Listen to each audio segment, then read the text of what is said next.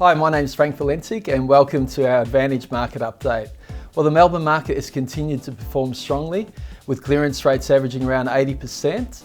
And there's been some massive results. One recent result in Glen Waverley, we saw a house on 750 square metres of land, a brick veneer, sell for $2,178,000. It was a massive result, nearly $3,000 a square metre, which is what you generally pay in the Elwood Golden Mile area as a comparison. So some big results across the board. Sydney had their biggest sale ever for a non-waterfront home, a $40 million sale sold to a Chinese buyer recently. Elwood also had a record sale where an apartment in the old Elwood RSL site, 170 square metres in size, sold for a record $2,950,000, which equated to $17,500 a square metre, well above the 12,500 square metre average. And that was what we paid for Aidan and Jess's property on the block, around $2 million. So in comparison, it was a very, very big result. The Secretary Treasurer, John Fraser, recently talked about Melbourne being in a property bubble, and I've been asked that recently on 3AW and through various forms of media. And I don't think we're in a bubble yet. I think Melbourne prices definitely have peaked. They're 40 to 50% higher in many instances than the last peak prices in 2010.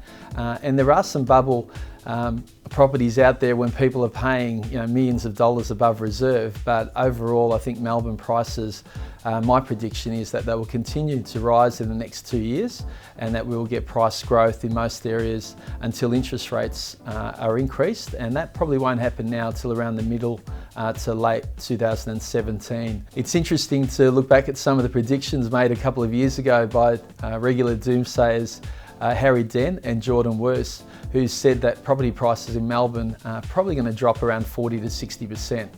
They've been very wrong, as property prices in most areas have gone up 40 to 60% over that period.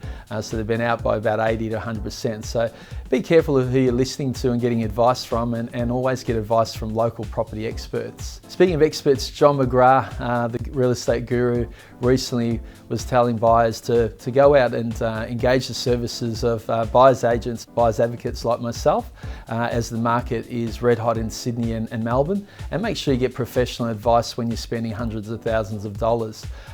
We can see also now the growth of buyers advocates and also mortgage brokers, that now 51% of new loans are now written through mortgage brokers as people want to use professionals and save time. Interest rates are at an all-time low.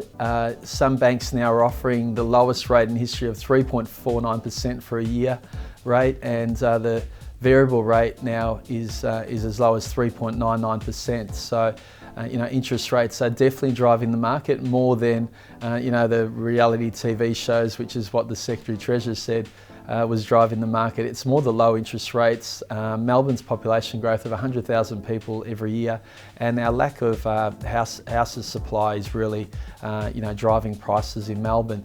Joe Hockey came out and also said that first home buyers need to get a good job and be able to then get into the market and buy something, which got a bit of criticism.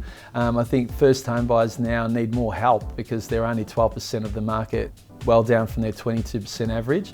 And I agree with the Property Council recommending that stamp duty is abolished. They presently get 50% off stamp duty. That'll help them get into the market, and that it's replaced by increasing the GST from maybe 10% up to 13%. Check out our future opportunities and current opportunities on our website and our other services. Until next time, happy investing.